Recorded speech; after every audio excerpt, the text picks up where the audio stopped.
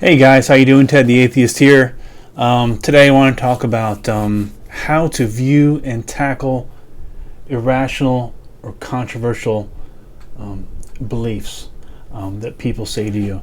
And I know quite a few struggle with this kind of thing, and you might not think, well, I haven't been in a billion debates like you have, Ted, so I've been watching your content and it's been helping me. But I have some pointers that might assist with that, even if you are not well versed in what someone's saying.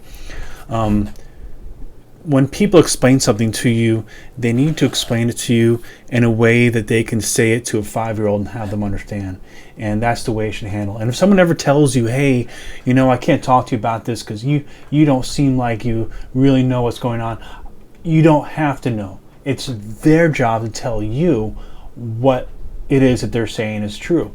So if they're going to say that there is a God, or that men can magically turn into women, or that men don't deserve reproductive rights, they need to specify why these things are true and what are they. When someone does say something that is either that exists, it needs to be either true or false. So as long as you understand when feelings come into play, and this is really important, then you can handle any conversation. You can be completely ignorant of what's going on. Someone can tell you about a whole new religion, okay, or something they just pulled out of their butt, and you don't have to understand it. You don't have to know about it, shall I say. You have to understand it, but have them explain it to you. Because they're the ones, remember, they're the ones with the burden of proof, since they have the positive assertion, usually. So, but when they use feelings are never a viable means of sustaining beliefs. So, and I'll give examples of what I mean, if someone says, well, there is a God because look at the complexity around us, like the complexity of the buildings and blah, blah, blah. Not many people catch that, but that has to do with feelings. They're using their feelings, or using your feelings to try to win you over to their side. And it has to do with feelings. And sure, when you talk about complexity of things, you might be talking about facts, but you need more context than that. And you need to... but when they use it and they throw it at you, they just stop right there and they try to let you run with it. Let's wait to see how if he agrees with me that it's so complex, then he's on my side. Then I'll bring him over, right? Because they're relying on your feelings. If you feel that, oh yeah, it's so complex, and you agree with them, then you jump to their side. But who does that? Just because something is complex doesn't mean that therefore there must be some intelligence behind it.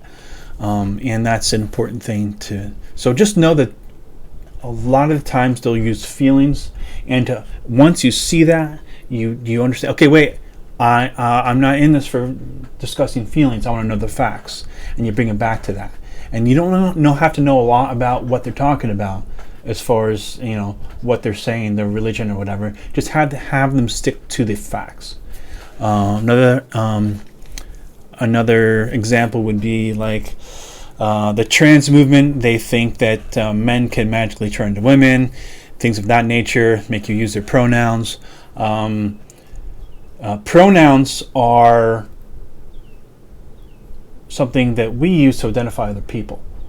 We don't have to know anything about them other than face value, what do they appear as, and it's for us to define them. No, other people don't tell us how to define someone. So they may say things like, you're a transphobe, or something like that. It's a way to silence you, get you to stop talking, get you to not want to have the discussion, because they have nothing to really talk about. And when they try to say, a man turns to a woman, you just ask them, what is a woman? And wait for the crickets. And that's pretty much how that goes. Another example is when they say that, hey, men should just zip it up, shouldn't have sex, they don't deserve to choose one to pay for a child and when not to. Sex is not consent to have children. And when they say stuff like, and their usual responses, you can catch this, is, oh, you just disrespect women. When you talk, you just have so much disrespect for women and blah, blah, blah. These are tactics to get you to attack you personally and to get you to shut up and get you to be unsure about yourself. But when you're just talking about the facts, you should never ever have to worry about saying something offensive, because facts are not offensive. Someone may interpret a fact as an offensive remark, but really, we're not responsible for other people's offensiveness towards something. If someone wants to be offended about something, that's really their problem. So, yeah, I just wanted to take a quick video here and tell you guys that we need to separate facts from feelings. And when you do that, you will corner all these people very easily. Peace.